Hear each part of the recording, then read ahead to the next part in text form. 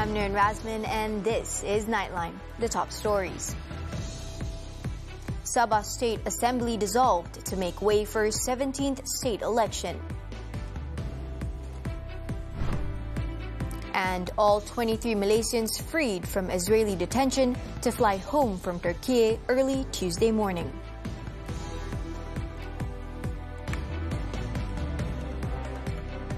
Good morning. The Sabah State Legislative Assembly was dissolved on Monday, paving the way for the 17th state election to be held within 60 days. Caretaker Chief Minister Datuk Seri Haji Nur announced the dissolution after receiving the consent of the Yang di-Pertua Negeri Sabah Tun Musa Aman. Dengan perkenan Tuan Yang Terutama Tun, Dewan Undangan Negeri Sabah ke-16 akan dibubarkan berkuat kuasa pada hari ini.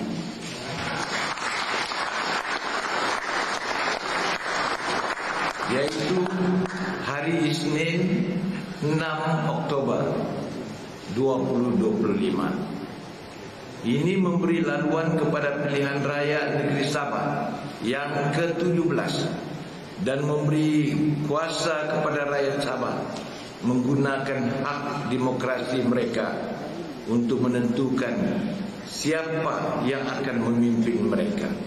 Haji made the announcement at a press conference in Menara Kinabalu following his audience with Tun Musa at Istana Seri Kinabalu earlier in the day. The upcoming state election will see contests for all 73 constituencies after the motion to give Sabah 13 more state seats was passed in 2019, increasing it from 60 seats.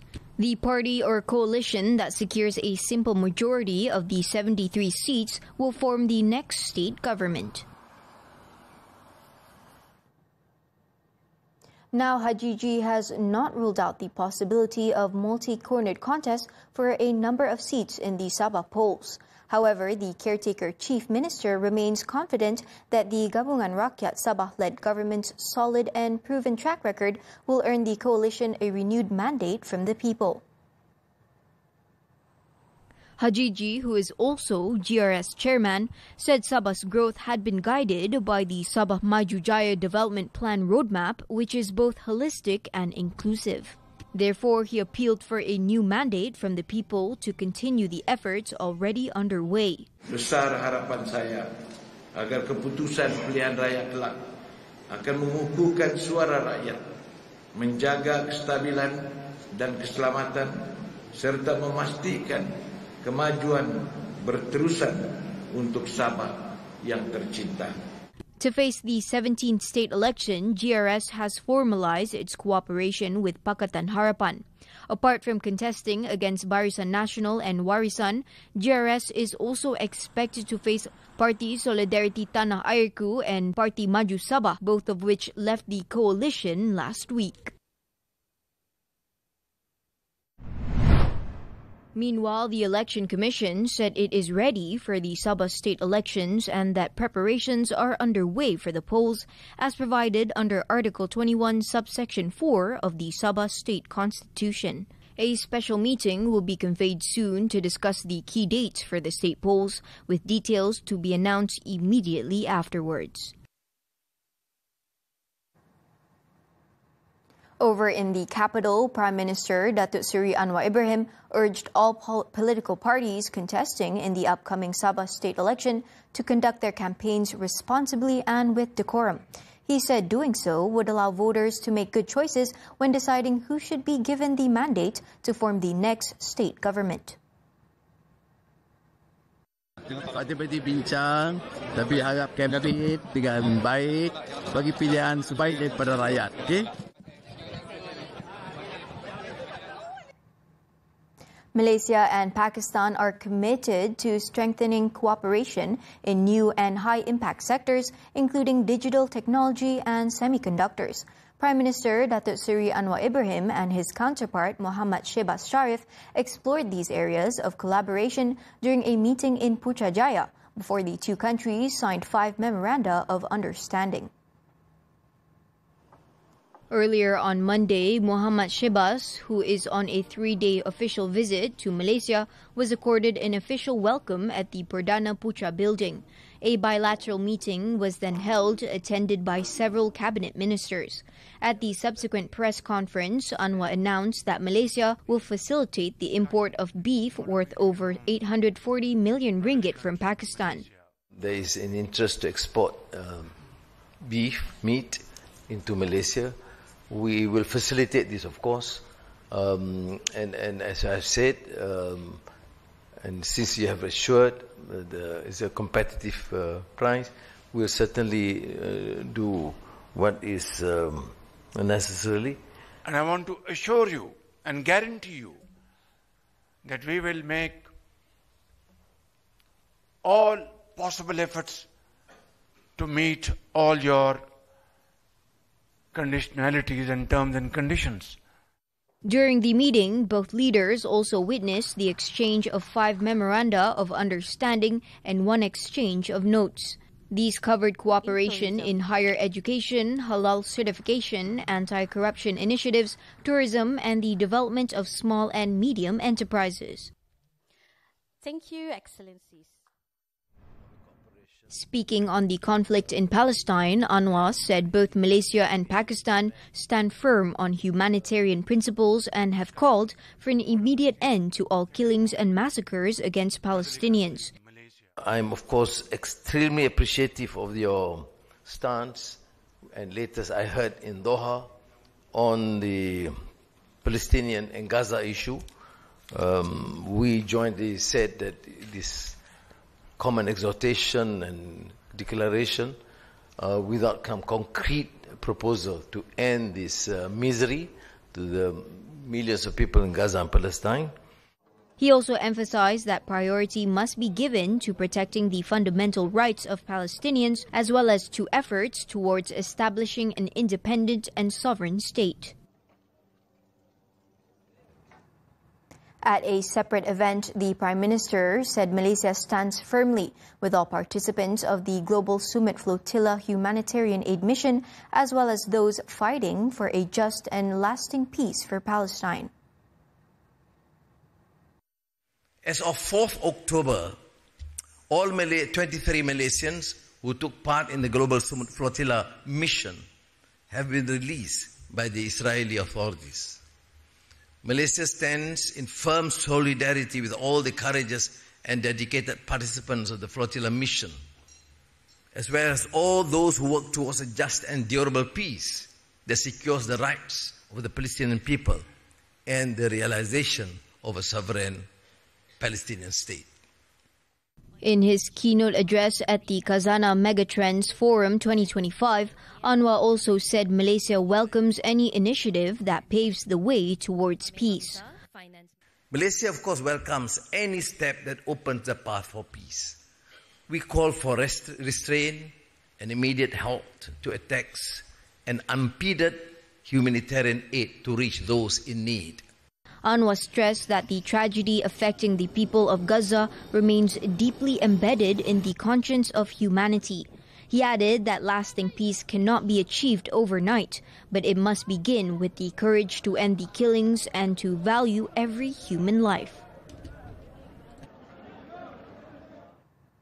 The 23 Malaysians who were freed from detention by the Israeli regime are scheduled to fly home from Istanbul, Turkey, early Tuesday morning, Malaysian time.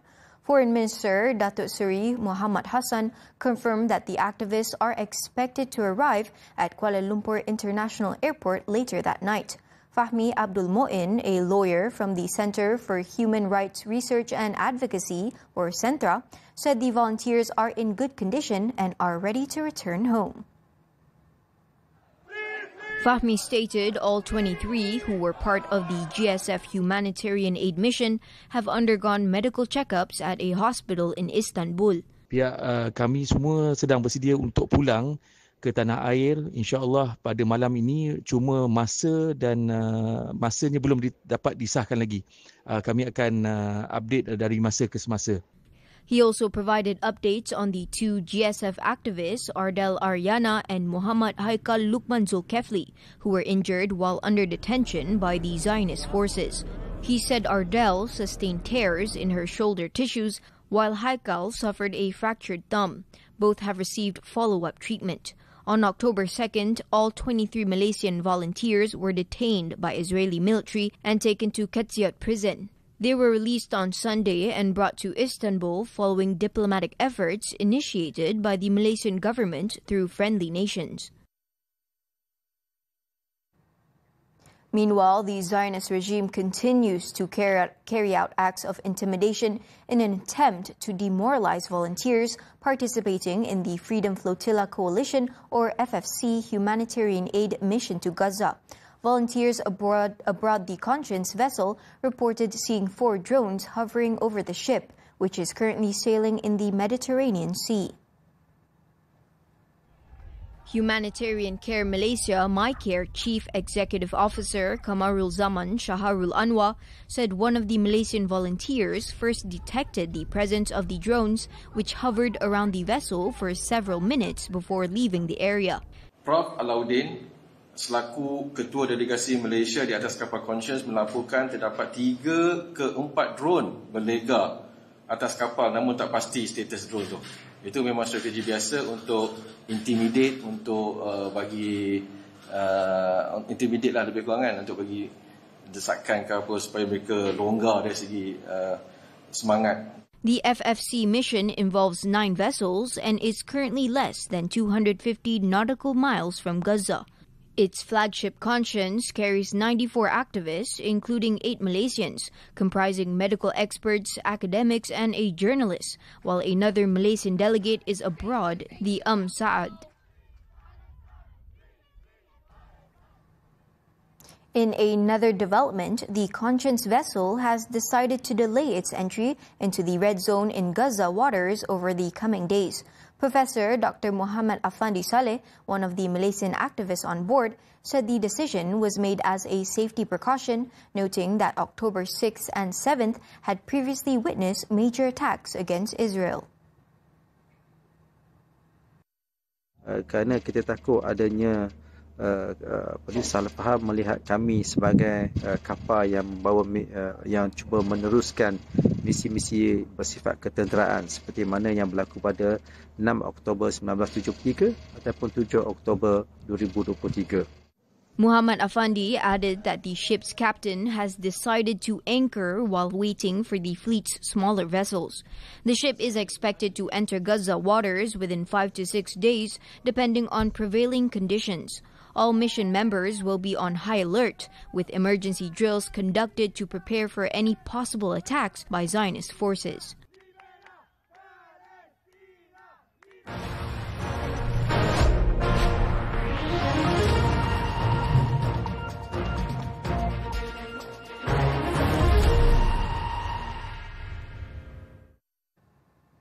Malaysia should focus on consolidating and fine-tuning recent tax measures rather than introducing new ones in the 2026 budget. Analysts expect the government to adopt a more cautious approach in expanding the tax base amid global economic headwinds. Afrina Ramzi has the story. In recent budgets, the government has rolled out wide-ranging tax reforms, including the capital gains tax, the low-value goods tax, and the expansion of the sales and service tax. Speaking to Nightline, Ernst & Young Malaysia tax managing partner Farah Rosli said the next phase should prioritize execution over expansion. I think it's also time to ensure then that we reflect on whatever that was implemented in the past and ensure then that the result or the outcome that was intended for is being measured. AmBank Group Chief Economist Firdaus Rosli echoed similar views, saying the government is likely to be more prudent in rolling out new taxes due to the possible headwinds from the external environment. That we have managed to done quite a number of revenue reform side over the last 2-3 years, and so perhaps what the government can do in 2026 is probably just to improve the enforcement bit of these initiatives to ensure that there will be less hiccups. With external pressures expected to weigh on growth, analysts said it would be more practical for the government to focus on fine-tuning existing policies and ensuring continuity. They also warned against overloading businesses and individuals with new tax measures before assessing the effectiveness of current ones. I think it's important to have clarity, right? And it cannot be implemented or introduced in a quick manner that it causes a surprise to the businesses, which can create negative implications. Stability, simplicity and fairness in tax administration would also encourage voluntary compliance and strengthen the tax base sustainably. Meanwhile, diesel and petrol subsidy rationalization under the Budi Madani initiative is expected to create meaningful fiscal space, provided the savings are effectively channeled. Food and beverages, accommodation, as in housing, and transport. So maybe to quote-unquote ring-fence this, the savings coming from lower subsidies, then maybe the government can allocate a certain percentage, maybe 50% or something, of the savings to be directed to the fat elements.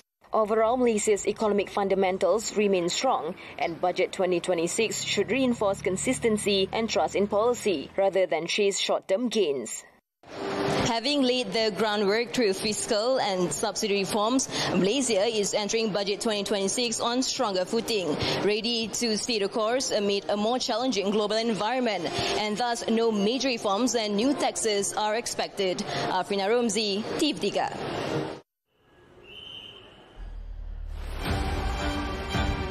The 2026 budget is set to reshape the nation's future, from unlocking new revenue streams and driving investments, to easing the rising cost of living and strengthening social protection.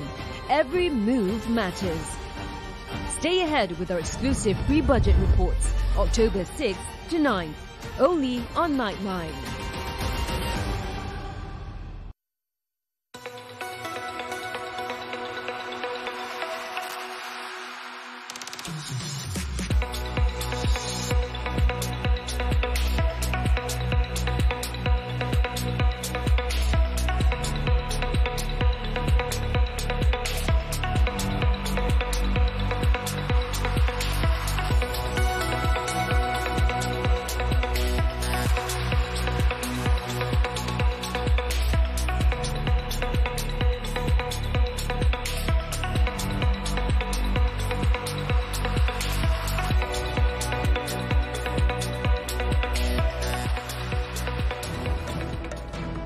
Dewan Rakyat to be briefed about Kampung Sungai Baru redevelopment. The details after this breather.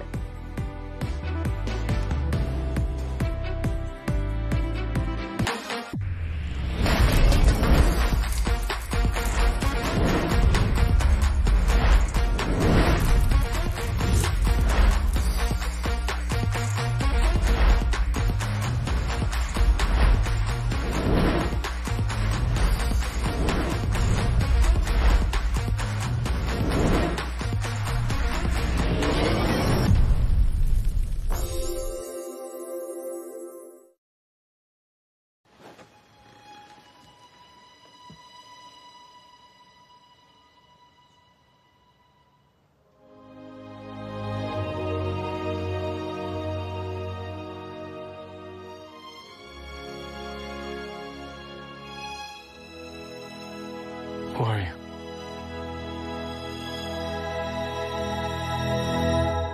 Aku Sore, istri kamu dari masa depan.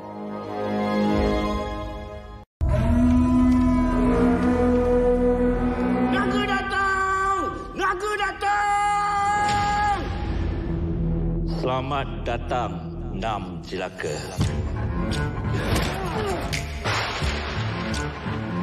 Kampung kita ni tak ada pendekar, tak ada panglima. Tengok aku betul apa. Nama siapa? Pendekar telinga berbungkus.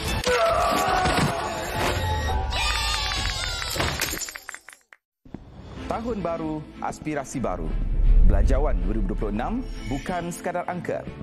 Ia hala tuju kemakmuran yang inklusif untuk rakyat dan negara. Berdepan cabaran dan ketidaktentuan global, tumpuan terarah kepada memperkukuh asas ekonomi dan mengangkat darjat hidup rakyat. Bersama kami, memacu ekonomi madani, memperkasa rakyat. Jumaat 10 Oktober jam 3 petang di TV3.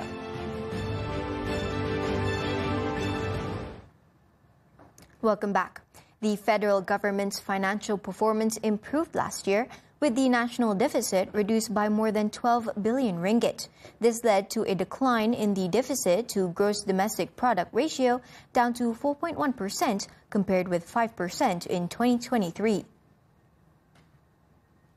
The findings were outlined in the third Auditor General's report for the year, which was tabled in the Dewan Rakyat on Monday. The report also showed that federal government borrowings recorded a drop of 39.2 billion ringgit or 16.3% compared to 241.5 billion ringgit in 2023, while total revenue amounted to 324.6 billion ringgit, an increase of over 9.6 billion ringgit compared to the previous year. However, the same report revealed that 157 projects under the 12th Malaysian Plan involving 18 ministries were behind schedule or classified as sick projects as of December 31st, 2024. The Education Ministry recorded the highest number of sick projects, followed by the Rural and Regional Development Ministry as well as the Tourism, Arts and Culture Ministry. Overall, 8,755 development projects were implemented under the 12th Malaysian Plan, with 3,829 still in progress. A ministerial briefing on the Kampung Sungai Baru redevelopment will be held in the Dewan Rakyat this Thursday. Minister in the Prime Minister's Department for Federal Territories, Datuk Seri Dr. Zaleha Mustafa, said the session will outline the measures the government has already taken to resolve the ongoing issue. InsyaAllah pada hari Khamis ini saya diberikan masa untuk penerangan menteri khusus untuk Kampung Sungai Baru. Jadi saya kira ketika itu nanti banyak lagi perkara-perkara yang kita boleh jelaskan dengan lebih orang kata lebih sejelas-jelasnya lah. InsyaAllah sebab masa yang diberikan lebih lama. Dr. Zaleha stressed that the government's current priority is to ensure the Kampung Sungai Baru redevelopment project, as previously agreed by the majority of residents, is completed. The project, she added, has already been delayed for 9 years. Discussions on the planned redevelopment located near the Kuala Lumpur city centre began in 2016 and involved the construction of 328 residential units across 3.2 hectares. Problems arose, however, when a small number of residents objected to the developer's joint venture agreement and the compensation offered. Meanwhile, the Sultan of Selangor, Sultan Sharifuddin Idris Shah, has been briefed on the statement by former Kampung Baru Development Cooperation Chairman Tan Sri Amrin Buang on the land status and the redevelopment of the Kampung Sungai Baru. The Selangor Royal Office conveyed the matter in a post on its official Facebook page. It said Sultan Sharifuddin had also read Amrin's media statement on the issue dated October 1st. Amrin, who is a Selangor Royal Council member, hails from Kampung Baru and is a former Auditor General. In his statement, Amrin said the federal government should rectify the issue by gazetting the land as a Malay agricultural settlement to protect the rights and the interests of the community. The move is necessary to safeguard the rights and interests of the Malays, given the land's highly strategic location and significant value. Prior to this, Sultan Sharifuddin said, while he did not object to the development of Kampung Baru, it must be handled carefully and prioritize the interests of the Malays.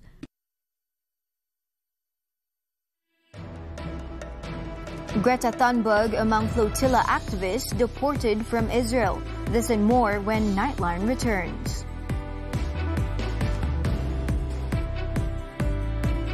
20 orang peserta telah berjaya melarikan diri ke peringkat seterusnya. Siapakah yang bakal mendapat tempat di pusingan akhir Extra Extra? Jadikan mereka juara dengan mengundi di www.extra.com.my/extra-extra. Bantu peserta kegemaran anda untuk bergelar bintang di bawah naungan Alternate Records and Talents. Sorry. Yandi selalu sentuh perasaan orang. Filem Indonesia yang saya rasa udah nggak ada lagi yang lebih baik dari Sorry. Pasal cinta, pasal takdir, inspirasi sangat-sangat best guys. Sumpah worth to watch banget. Kalian harus nonton. Wajib banget nonton atau enggak kalian akan ketinggalan sesuatu yang very happening now. 10/10. 100 out of 10. Aku Sore, istri kamu dari masa depan. Sorry. Patut ke I perjuangkan percintaan kita ni, Ali, atau I memang bodoh? Tapi tak apalah. Awak handsome punya pasal, saya bagi. Macam ni kau curi rekod video aku, Alia, kenapa you tiba-tiba tampar Lisa ni? Saya ingin sangat nak jumpa dia. Kenapa? Nak masuk Minang? Mana nak tengok? Stream sekarang melalui Tonton. Tonton je, baru gempak. To the foreign front, Israeli and Hamas officials have launched indirect talks at an Egyptian resort on a U.S.-drafted peace plan to end the devastating war in Gaza on the eve of its second anniversary. The talks had reportedly begun at the Red Sea resort of Sharm el-Sheikh. Many uncertainties remain about the plan presented by U.S. President Donald Trump last week, including the disarmament of Hamas and the future governance of Gaza. Egyptian sources said Hamas was seeking clarification of several details, including guarantees that Israel would follow through with promises to withdraw its troops from Gaza once the group gives up their leverage by freeing their hostages. Meanwhile, Israeli strikes on Gaza have continued, with at least 10 Palestinians, including aid seekers, killed since dawn. Greta Thunberg and 170 other members of the Global Summit Flotilla were deported from Israel on Monday after their vessels were intercepted in the Mediterranean last week. The Israeli Foreign Ministry said they were being deported to Greece and Slovakia. It added that the deportees were citizens of several countries, including Greece, Italy, France, and the United States. Several other foreigners, however, remain in Israeli custody. Monday's expulsions brought the total number of those deported to 341 from the 479 activists detained. Earlier, the first 21 of the 49 Spanish activists who were part of the Gaza Aid Flotilla intercepted by Israel this week landed at Madrid airport, where they reported having been mistreated and subjected to humiliating treatment during their detention. Cuando nos procesaron para ya llevarnos a la cárcel, pasamos por un trámite también humillante en el que nos robaron prácticamente todos nuestros objetos personales y nos dejaron apenas un par de prendas de ropa a la mayoría. Ya en la cárcel o incluso de camino a la cárcel, los maltratos físicos y psicológicos han sido repetidos durante todos estos días. Nos han golpeado, nos han arrastrado por los suelos, nos han vendado los ojos, nos han atado de pies y manos, nos han metido en jaulas, nos han insultado.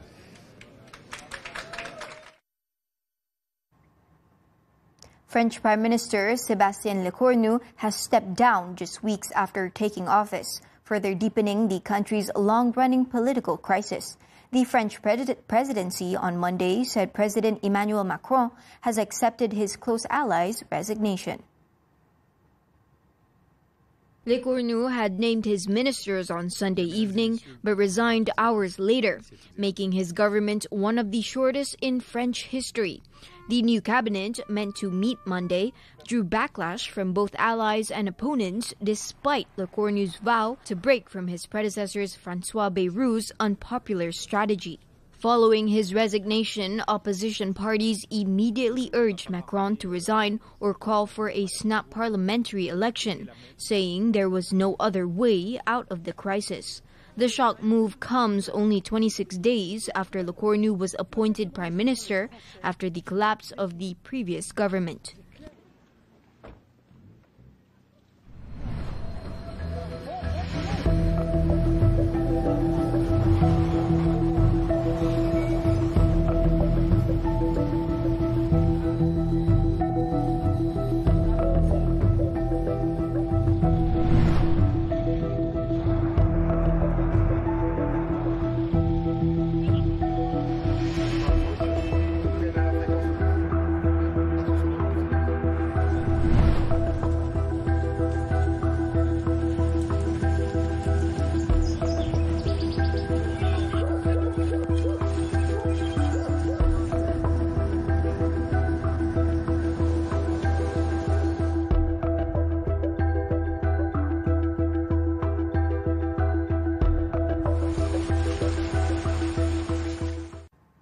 On to sports now, cycling. The 29th edition of Le Tour de Langkawi, or LTDL, wrapped up on Sunday, closing 8 days of world-class unpredictable racing across Malaysia. Hailed as one of the best stagings under the National Sports Council, the race has renewed confidence among leading professional teams to return to this prestigious UCI Pro Series event next year. Despite taking place at the tail end of the World Tour calendar, LTDL once again proved its edge with a route that tested stamina and strategy to the limit. This year, 22 teams lined up, including 2 elite world teams, 9 pro teams, 10 continental squads, and the Malaysian national team, reaffirming its place as a race still keenly awaited by the sport's biggest names. The 3-year mandate entrusted to the National Sports Council since 2022 has highlighted its credibility in delivering the event without major issues. Now, with the 29th edition concluded, the Youth and Sports Ministry is expected to present a full report to the Cabinet, a decision that will shape whether the Council continues to steer the future of the LTDL.